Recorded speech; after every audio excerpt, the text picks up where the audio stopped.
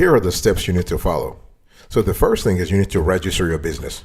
So when I'm asking you to register your business, I'm not asking you to set up your sole proprietor as a single member LLC or a single member S corporation or C corporation. No.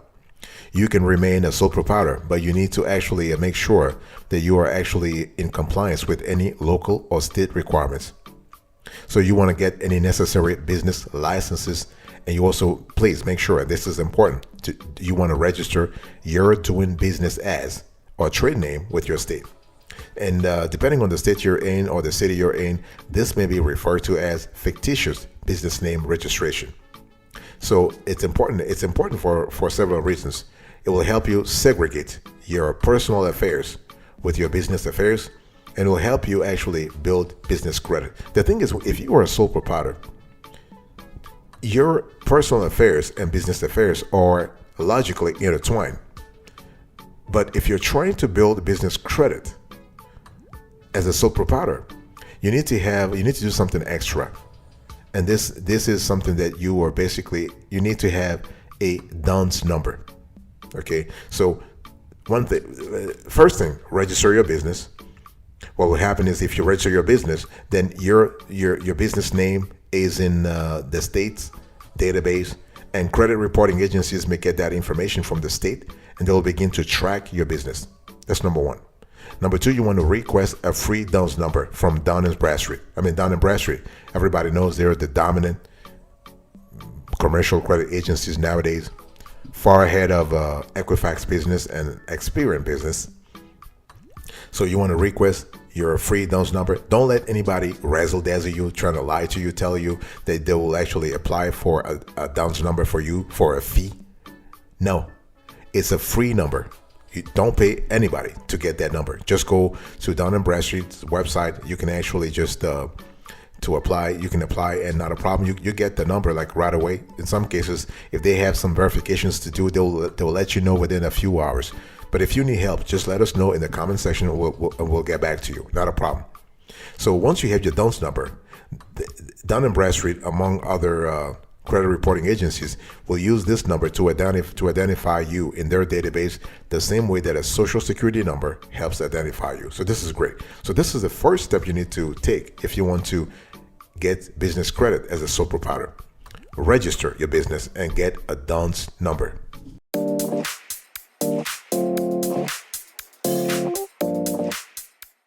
Second step, you want to open vendor accounts.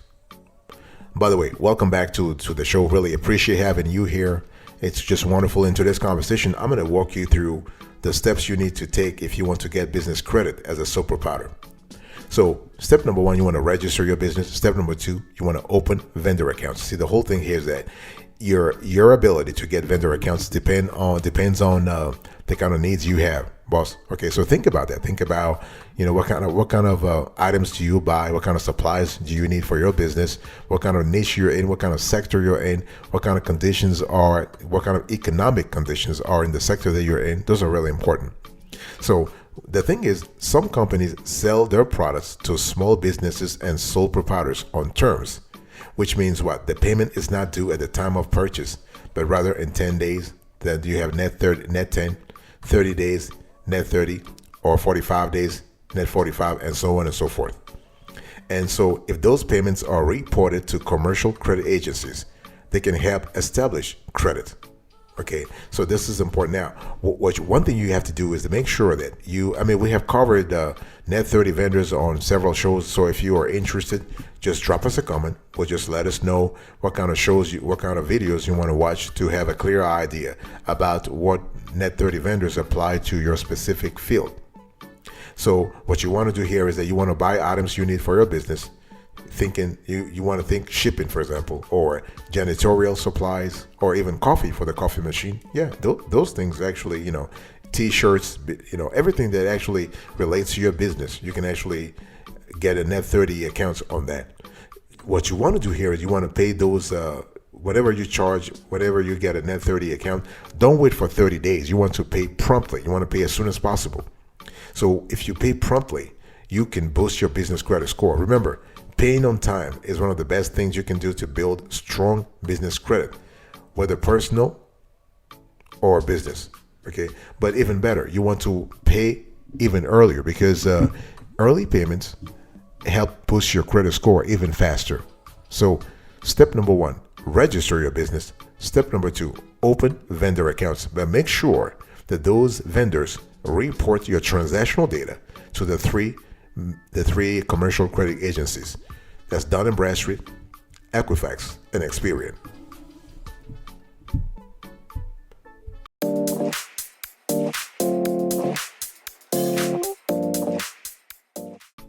Step number three, you want to add existing accounts.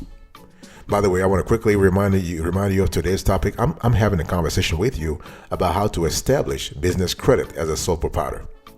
And so now I want to talk to you a little bit about the best way to actually add existing accounts.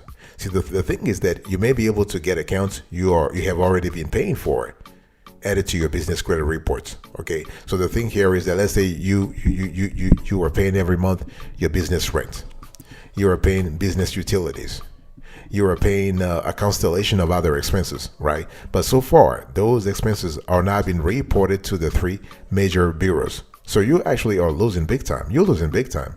So now what you want to do is you want to recapture those expenses, and you want to tell the vendors to start reporting your payments to the business credit bureaus. And this works fantastically because what's going to happen is that you're going to get an initial boost in your business credit score. Let's say if we talk about the Paydex spectrum here from 0 to 100, you can start at like 80, for example. Even though most businesses are around 70, you can start at 80 or 85. So this is really important, okay? And one thing I want to say also is that make sure that you don't have to call Equifax, you don't have to call Experian, you don't have to call Dun and Bradstreet. No, you contact the vendor and you say, listen, would you please report my data to the three biggies when it comes to business credit? And the reason why I'm just saying could you please is because sometimes those vendors, they don't have to report your data, and sometimes they don't want to report your data because it is additional cost for them. So it is a favor you're asking. Now, if you default on if you miss payments, then they have an incentive to report your behavior to the business credit bureaus. But if you pay on time, then they don't have an incentive. So please ask them nicely, and they'll take care of you. So things like utilities, cell phone, internet bills, you can add, prompt payments on those bills can be added to your business credit reports. Okay, and up to 24 months worth of payments can be added, which can be a big benefits to a business with zero to a few accounts reporting. And keep in mind that until you form a legal entity for your business, your personal finances and business finances are essentially still one, right? If you're a sole proprietorship, that's what I said before. When you're a sole proprietorship, your business and personal finances are intertwined.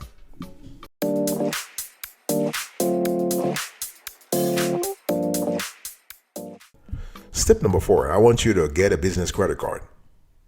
This is important. And it doesn't matter whether you're a sole proprietor or you're an LLC or you're an S corporation or a C corporation, you can still get a business credit card. Okay, what I'm trying to say here is if you are a sole proprietor, don't say, well, because I'm a one person business, I don't qualify for a business credit card. You do qualify for a business credit card.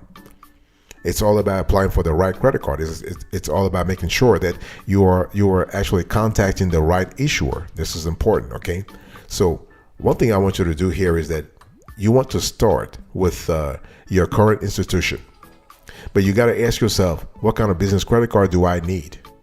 What kind of charges am I going to apply on the card on a recurring basis? The key word here is recurring, right? Because you're trying to build business credit, but you're also trying to reap rewards, and those rewards will help you in the long run anyway.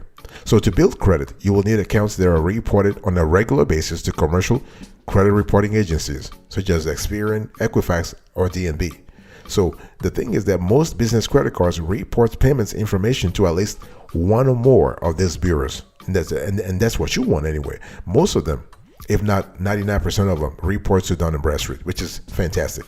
And in some cases, some report to the SBFE. So SBFE is actually Small Business Financial Exchange, which is basically a commercial credit database that makes the data available through certified vendors, in other words, partner agencies.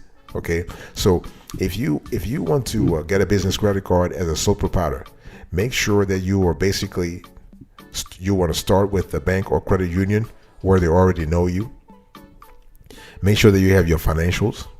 In other words, you are able to provide income statements, statement of cash flows, and a balance sheet for your business. Because if you're a sole proprietor, you probably you are self-employed, right? You have an independent contractor and whatnot. So you got to be able to provide some financials, and just make sure that those financials are accurate. And if you have no idea what accounting means, what financial accounting is, use software. You have a QuickBooks. It's very cheap. They charge you $15 per month, or you can you can take Expensify, Zero, Wave. You have a smorgasbord of accounting software tools that allow you to actually do those things. So not a problem. So get a business credit card.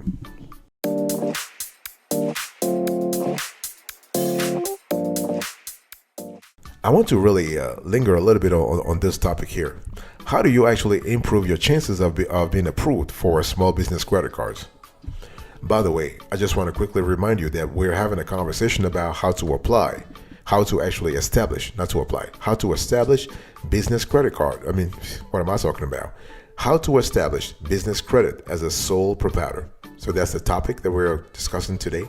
And if you want to actually improve your chances of being approved for a small business credit card, make sure that you consider where you want to apply. That's what I said earlier. Relationships really counts. Relationships matter in this life. So you want to apply at a credit union or a bank where they already know you, where you have already cultivated a relationship. Okay, don't try to reinvent the wheel, trying to waste your time applying for a credit card at a company at a bank with whom you have no relationship, with which you have no relationship. If you are with Chase, start with Chase. Okay, if you are with Chase and you have no connection to Bank of America, don't you try to open a business, don't to try to apply for a business credit card at Bank of America. This is a waste of time. I'm not saying that you're not going to get it. What I'm saying is that it will take you longer, because Bank of America will want you to establish a relationship with them too. So you're going to have to start over. So start with where they already know you. Okay, you want to check your credit score. This is important. Make sure that you have a decent credit score. Make sure that you have all relevant application information handy. Okay, and things like your social security number, your EIN, your financials, revenue and expenditures, income statement. And decide what kind of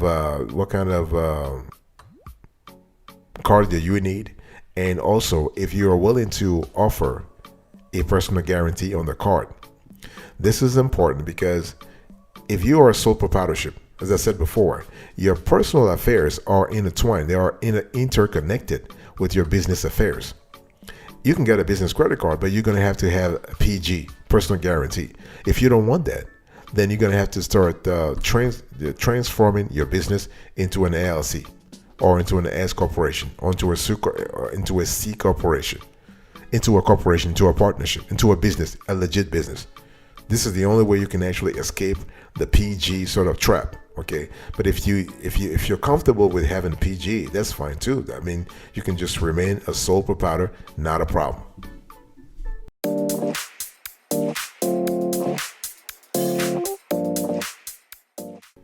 Now, I want to quickly talk to you about the fact that business credit cards have a lot of benefits for sole proprietors, and this is something that I have said on this show before.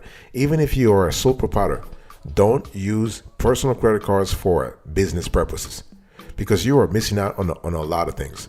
First of all, I'm not even talking about the fact that when you have a business credit cards, you have a much higher list of benefits. That's number one. You can access bigger credit limits. That's number two. Number three, you can build business credit. In other words, you are able to have your data reported to Dun & Bradstreet, to Experian business, to Equifax business. Those factors are quintessential in the long run. Okay, you can build better credit. You can earn rewards. Earning rewards is great. As an incentive for applying for certain business credit cards, Card issuers offer great rewards such as sign-on bonuses. Think about that. You have travel miles or cashback that you accrue as you use the card. Since you may spend thousands on purchases using the business credit cards, these rewards can rack up quickly. So, and one thing I want to say here is that what we love about business credit cards are that you have the dual benefits here. You can basically rack up rewards, but you can also write off those charges on your taxes as long as they are business related. Let me give you an example.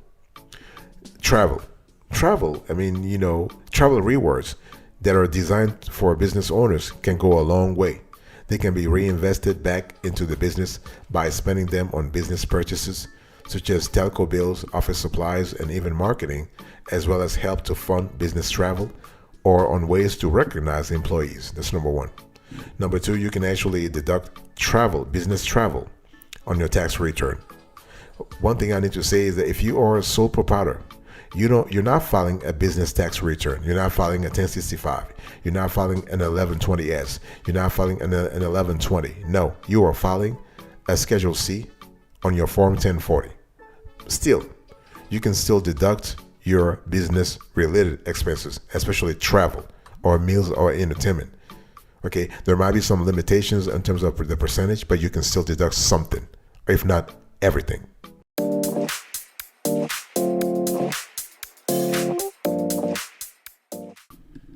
Let me talk to you a little bit about the popular credit card options that you have if you are looking for, if you're trying to build business credit as a sole proprietor. And again, I'm actually lingering on this section, on this business credit card section, because business credit cards are a big way. They constitute a big way if you want to, a big way that help you build business credit real fast. And when we talk about the popular credit card options, while it's impossible to list every potential credit card option available to sole proprietors, I'm going to give you a few options. Okay, benefits of course vary by card issuer, so you want to consider the rewards, the interest rate, and the fees.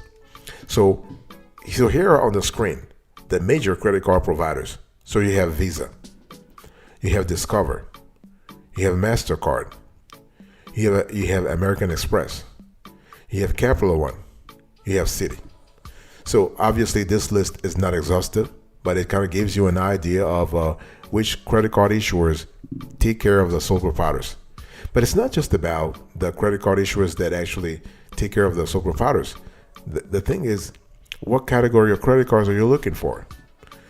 I want to go back to square one. I want to go back to the fact that not all credit cards are created equally. Okay, so if you are looking for you got to have a clear idea why you need the credit card in the first place. Otherwise, you will be applying for credit cards that have no direct correlation to your business, or they have no direct benefits to your business, and you don't want that. Either way, this is a lose-lose situation for you. You definitely don't want that. What do I mean by that? So what I'm talking about, let's say when you want to apply for a business credit card as a sole proprietor, are you trying to transfer balances? Are you trying to look for cash back on a business credit card? Are you looking for a high limit business credit card? Are you trying to get perks, not traveling, but just regular? Do you want cash rewards on rotating categories or permanent categories? Those are important. So those are elements that should actually inform your decision making. Very important.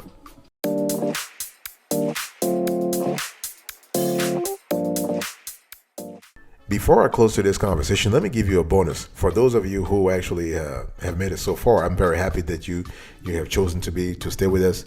And it's important to understand that lenders are sometimes, if not all the time, wary of sole proprietors. Why? Because legally speaking, you are the only one accountable for the success or failure of your business. So while you may be smart, talented, and hardworking, a single instance of bad luck, an accident, or an illness, say, could remove you from the picture. So you have loan unpaid with nobody to fill your shoes. So if you combine this with the unpredictability of success inherent in all fledgling small businesses, and you get a formula guaranteed to give something as conservative as a bank exquisite stomach.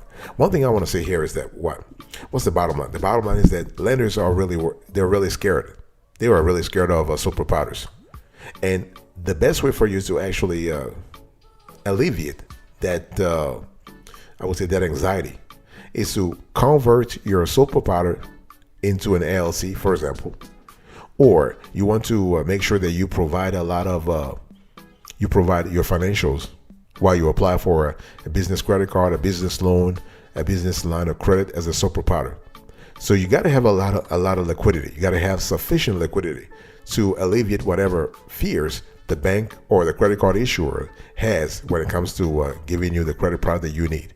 This is important. But again, when we talk about LLC, sometimes the LLC or C corporation or S corporation, those give you benefits, but they also come with risks. They come with costs. And if you are not in a situation where you want to take care of those costs, then maybe this is not the right thing for you. Either way, you have to constantly make sure that you choose a product that actually aligns with your business. This is why, and I'm going to repeat something I've been saying all over this show. Please always start with your existing banker. You want to start with your existing credit unions. You want to start with your existing institution where they already know you. You want to go to a branch, have a conversation with someone, and you want to explain everything. You want to tell them exactly what you need. And the bank will see how the bank will figure out what kind of products that they have that can actually suit you.